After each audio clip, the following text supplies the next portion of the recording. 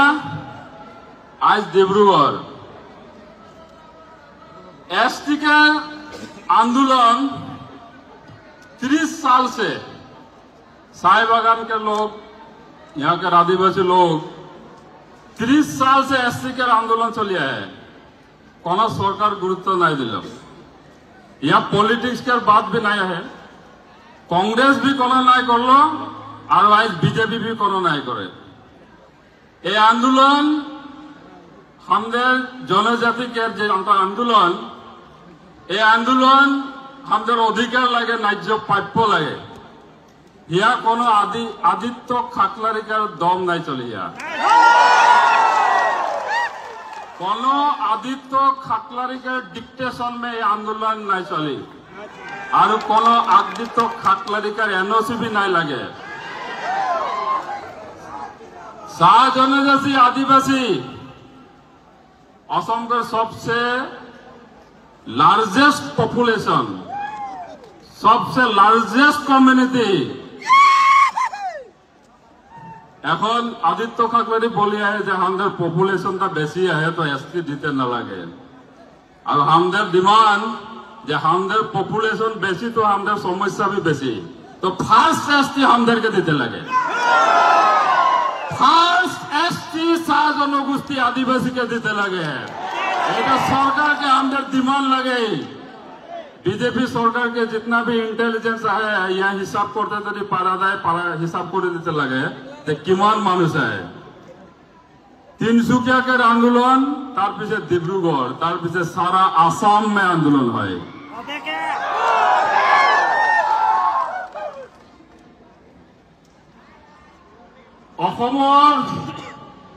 आमार जितु इतिहास एदो सकलोए जाने। आज कोनोबाई কৈ আছে আমি एडभांस क्लासक बोले एसटी দিব নালাগে। 250 टका मजुरी पा जाति तो एडभांस क्लास और आईएएस एसीएस भर्ती थका जाति तो बैकवर्ड क्लास। কোনটো মিডিয়া, কোনটো সেন্সাস রিপোর্ট और কোনটো ইকোনমিক সেন্সাসৰ ৰিপৰ্টত আছে। মই আদিত্য খাকলাৰীক আজি ডাইৰেক্ট সুধিছো যে আমি যদি এডভান্স ক্লাস আপোনালোক কেনেকে ব্যাকওয়াৰ্ড ক্লাস হল। ভাৰতীয় সংবিধানৰ 342 ইন্ডিয়ান কনস্টিটিউশনত ক্লিয়াৰলি উল্লেখ আছে জনজাতিকৰণৰ কথা। ভাৰতীয় সংবিধানত প্ৰাৱধান আছে জনজাতিকৰণৰ। অসমৰ 6টা জনগোষ্ঠী, এই 6টা জনগোষ্ঠীক আসাম এসেম্বলি ৰিজলিউশন হয়েছে যে জনজাতিকৰণৰ মৰ্যাদা দিব লাগে। এই 6টা জনগোষ্ঠী ৰেজিস্টাৰ জেনাৰেল অফ ইন্ডিয়ায় এপ্ৰুভেল দিছে যে জনজাতিকৰণ কৰিব লাগে। আজি বিজেপি সরকারে কয় যে বলে 2টা জনজাতি আগবাড়ি আছে, বাকি 4টা পিছ পৰি আছে। তো রাজ্যসভাত 2019 কি কারণে 6টা জনগোষ্ঠীর জনজাতিকরণের বিল ইন্ট্রোডিউস হয়েছিল? কি পলিটিক্সের কারণে 6টা জনগোষ্ঠীর বিল ইন্ট্রোডিউস হয়েছিল? আজি কোনোবাই ধমকি দিলে আপোনালোকে 2টা জনগোষ্ঠী আগবাড়ি আছে বুলি কব, কোনোবাই ধমকি দিলে আপোনালোকে 3টা জনগোষ্ঠী আগবাড়ি আছে বুলি কব। তো এই যেটো আপোনালোকৰ কথা তাৰ কাৰণে সাহস পাইছে কোনোবা আদিত্য খাকলাৰীয়ে যি প্ৰেছ মিট কৰি কয় যে 6টা জনগোষ্ঠীক জনজাতিকৰণ কৰিব নালাগে। তো এই ধরনের বক্তব্য দিয়া ব্যক্তি সরকারে শীঘ্রে আইনি ব্যবস্থা গ্রহণ করক। এই যেটো আন্দোলন, এই যেটো রাইজর যেটো আজি ক্ষোভ, এই ক্ষোভ এইটো কারণে যে এটা জনগোষ্ঠীর জনসংখ্যা বেশি হলে এইটো জনগোষ্ঠীর জনজাতিকরণ হব নোৱাৰিব আৰ কাৰবাৰ জনসংখ্যা কম হলে জনজাতিকৰণ হব। এইটো কেনেকুৱা জাস্টিস হয়? যার জনসংখ্যা বেশি তার বেশি সমস্যা থাকিব। তো বেশি সমস্যা থকা জাতিটোক প্রথম জনজাতিকরণ কৰিব লাগিব। যাৰ জনসংখ্যা কম তেওঁলোকৰ সমস্যাও কম, তেওঁলোকক লাহে লাহে জনজাতিকৰণ কৰি থাকিব। তো আমাৰ স্পষ্ট কথা যে প্ৰথম জনজাতিকৰণেৰ ক্ষেত্ৰত ফাৰ্স্ট প্ৰায়োৰিটি চাহ জনগোষ্ঠী আদিবাসীয়ে পাব লাগিব। ফাৰ্স্ট প্ৰায়োৰিটি চাহ জনগোষ্ঠী আদিবাসীয়ে পাব লাগিব। কোনোবা আদিত্য খাকলাৰীয়ে কলে বুলি জনসংখ্যা কম থকা জনগোষ্ঠীক জনজাতিকৰণ কৰিব নোৱাৰিব। বেআইনী কাম কাৰোবাৰ দমত যদি আইনত পৰিণত হবলৈ হয়, বেআইনী কাম যদি কোনোবাই ভাবি কুদিলে আইনত পৰিণত হয়, তো আমি আইন মানি আন্দোলন কৰি আছো। আমি আইন উলংঘা কৰিবলৈ হলে অসম কিন্তু অশান্ত হৈ যাব। আমি যদি আইন উলংঘা কৰিম, অসমৰ কোনো পুলিচ মিলিটাৰীয়ে অসম ঠাণ্ডা কৰিব নোৱাৰিব।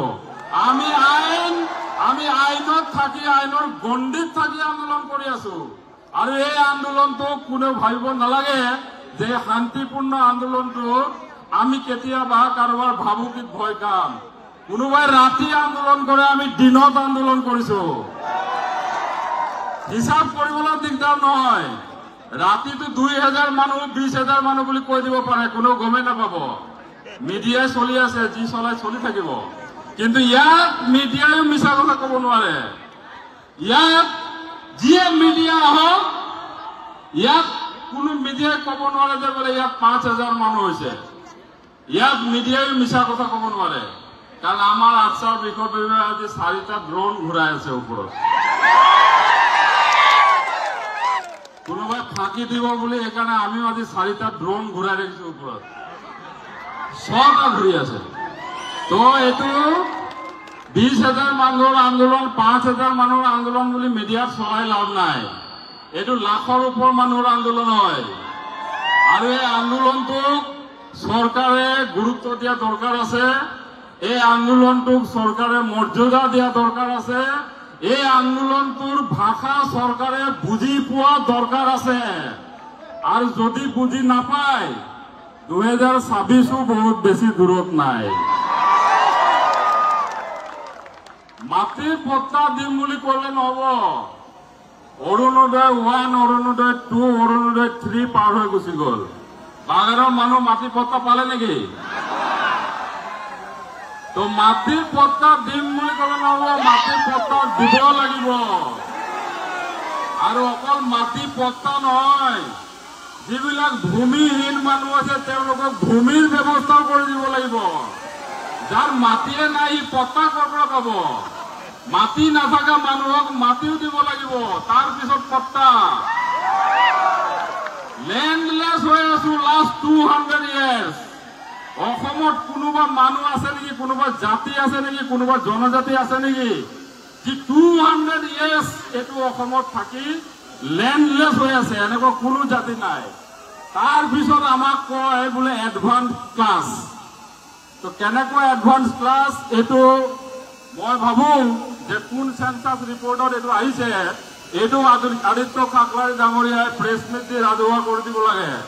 কোনটো অসম চৰকাৰ, ভাৰত চৰকাৰৰ ইকনমিক সেন্সাছত অসমৰ চাহ জনগোষ্ঠী আদিবাসীৰ লাখ লাখ মানুহ, কোটি মানুহ আমাৰ অসমৰ আটাইতকৈ এডভান্স ক্লাছ বুলি ৰিপৰ্ট আহিছে, সেইটো ৰাজহুৱা কৰি দিব লাগে আদিত্য ঠাকৰে ডাঙৰীয়াই। আমিও গম পাম তেতিয়া কোনটো চৰকাৰী এজেন্সিয়ে এইটো সেন্সাস কৰিছিলে। আজি অসমৰ ইতিহাসত এতিয়া কুৱেশ্যন আহিছে, এতিয়া মানুহে কয় যে এইবিলাক মানুহ বোলে আসাম অৰিজিন নহয়। আমি আসাম অৰিজিন নহয়তো কোন আসাম অৰিজিন হয়? যিকেইটা মানুহৰ অসমীয়া ভাষাক যিকেইটা মানুহে অসমৰ ৰাজ্য ভাষা কৰি ৰাখিছে, সেইবিলাক মানুহ যদি আসাম অৰিজিন নহয়, তো আজি কোন আসাম অৰিজিন হয়? আজি কোনোবা ট্ৰাইবেল সংঘই কব যে এইসকল মানুহ আসাম অৰিজিন নহয়। মই কৈছো যে ছত্তীশগড়, ঝাৰখণ্ড, উৰিষ্যা আমাৰ 200 yearsত আমাৰ ৰিলেশ্যন কাট অফ হৈ গৈছে। 200 বছৰ অসমত আছো, অসমৰ ভাষাক আমাৰ নিজৰ ভাষা বুলি লৈছো, অসমৰ সংস্কৃতিক আমাৰ নিজৰ সংস্কৃতি বুলি লৈছো, অসমৰ কাৰণে আমি শ্বহীদ হৈছো। তাৰ পিছত আজি যদি কোনোবাই কয় এইসকল মানুহ আসাম অৰিজিন নহয়, তো কোনে আসাম অৰিজিন হব? মাংৰি উৰাং মৰি গল 1921ত ভাৰতৰ স্বাধীনতা সংগ্ৰামৰ কাৰণে। আজি প্ৰশ্ন উঠিব নেকি মাংৰি উৰাং আসাম অৰিজিন আছিলে নে নাছিলে?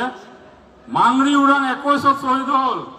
অসমৰ প্ৰথম মহিলা শ্বহীদ, অসম নহয় উত্তৰ পূৰ্বাঞ্চলৰ প্ৰথম মহিলা শ্বহীদ আছিলে মাংৰি উৰাং।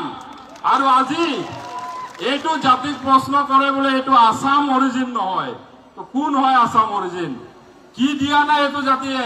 অসম আন্দোলন, ভাৰতৰ স্বাধীনতা আন্দোলন, ভাষা আন্দোলন, মাধ্যম আন্দোলন, লাষ্ট কা আন্দোলনতো আমাৰ শ্বহীদ হৈছে। ইয়াৰ পিছত যিটো জাতিয়ে অসমক নিজৰ মাটি, নিজৰ জাতি, নিজৰ দেশ বুলি ভাবি এইখন অসমৰ প্ৰতিটো বিপদত, প্ৰতিটো সংকটত থিয় হৈছে, সেইটো জাতিক আজি কোনোবাই প্ৰশ্ন কৰিব এই জাতিটো আসাম অৰিজিন নহয়, তো কোন আসাম অৰিজিন তেতিয়াহ'লে? এইসকল মানুহক লৈ এই ধৰণৰ তুচ্ছ তাচ্ছিল্য, এই ধৰণৰ অপমানমূলক বক্তব্য বন্ধ কৰিব লাগে।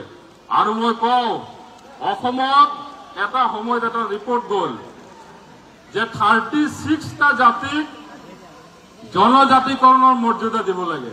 আমি সদায় ওয়েলকাম কৰি আছো 36টা জাতিক জনজাতিকৰণৰ মৰ্যাদা দিয়াটো। আকসাই কেতিয়াও বাধা দিয়া নাই 36টা জাতিক জনজাতিকৰণ দিয়াটো।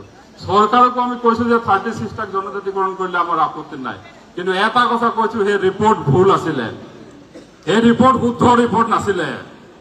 এই ৰিপৰ্টে আজি এই জাতিটোক দুভাগত ভাগ কৰিব আৰু এই জাতিটো এক হৈ থাকিব লাগিব। আজি ইয়াত কোনো 36 জাতি বুলি নাই, ইয়াত সব আছে, যিমান আছে চাহ জনগোষ্ঠী আদিবাসী সব আছে ইয়াত। এই আন্দোলনত অকল 36টা জাতিৰ সমৰ্থন নাই, এইটো গোটেই চাহ জনগোষ্ঠী আদিবাসী সমাজৰ সমৰ্থন আছে।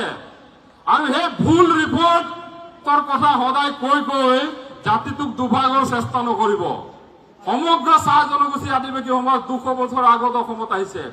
আজি আমাৰ ৰিপৰ্ট লৈ ছত্তীশগড়, ঝাৰখণ্ড, উৰিষ্যাৰ পৰা আৰু বেলেগ জাতিবিলাকৰ ৰিপৰ্ট কোন ৰাজ্যৰ পৰা লোৱা হৈছে? বেলেগ জাতিবিলাকক যে জনজাতিকৰণ কৰাৰ কথা কৈছে, তেওঁলোকৰ ৰিপৰ্ট অসমৰ বাহিৰৰ কোন ৰাজ্যৰ পৰা লোৱা হৈছে? আমাকো অসমৰ এটা জনগোষ্ঠী বুলি বিবেচনা কৰি অসমৰ সমগ্ৰ চাহ জনগোষ্ঠী আদিবাসী জাতিক জনজাতিকৰণ কৰিব লাগে। এইটো অসম চৰকাৰক আমাৰ আহ্বান। অসমৰ সমগ্ৰ চাহ জনগোষ্ঠী আদিবাসী জাতিক জনজাতিকৰণ কৰি এই জাতিটোক এইখন অসমত এক হৈ থাকিবলৈ দিব লাগিব। এই জাতিটোক এইখন অসমত ৰাজনৈতিক অধিকাৰ লৈ জীয়াই থকা জাতি কৰিব লাগিব। এইটো জাতিক অসমত সকলো ক্ষেত্ৰত আগবাঢ়ি যোৱাৰ পৰিৱেশ দি এটা জাতি হিচাপে থকাৰ ব্যৱস্থা কৰিব লাগিব। আজি অসমত আজি 200টা বছৰে আমি ডিপ্ৰাইভ হৈ আছো, 200টা বছৰে আমি পিছ পৰি আছো, 200টা বছৰে আমি সকলো অধিকাৰৰ পৰা বঞ্চিত হৈ আছো।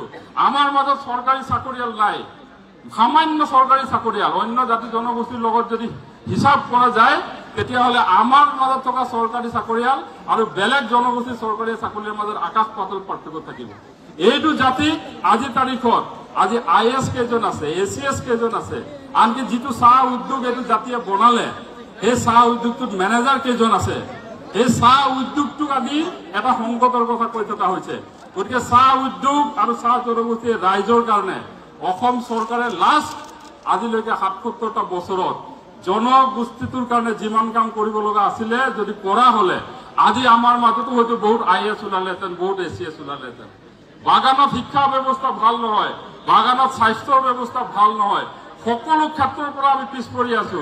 আজি 250 টকা মজুৰিত আজি বেলেগ কোনোবা জনগোষ্ঠী এটা পৰিয়াল চলাই দেখাব পাৰিব নেকি? আজি বেলেগ কোনোবা এটা জনগোষ্ঠীয়ে 250 টকা পইচাত পৰিয়াল চলাব পাৰিব? চৰকাৰৰ কোনোবা কৰ্মচাৰীয়ে 250 টকা দিনত পইচা লৈ চাকৰি কৰিব যাব পাৰিব?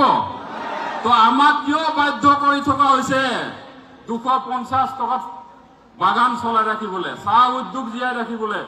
চাহ উদ্যোগ জীয়াই ৰখা নহয়, অসমৰ অৰ্থনীতি জীয়াই আছো আমি। অসমৰ যিটো আটাইতকৈ ডাঙৰ পৰিচয়, সমগ্ৰ বিশ্বত অসমৰ পৰিচয় আছে চাহক লৈ, আৰু এই চাহ উদ্যোগ জীয়াই ৰাখিছে এইসকল মানুহে। কিন্তু সেইসকল মানুহে একাপ ভাল চাহ খাবলৈ তেওঁলোকৰ অকাত আজিলৈকে হোৱা নাই, সেই সুবিধা আজিলৈকে দিয়া নাই চৰকাৰে। একাপ চাহ, আৰু এই চাহ শ্ৰমিক যিসকল চাহ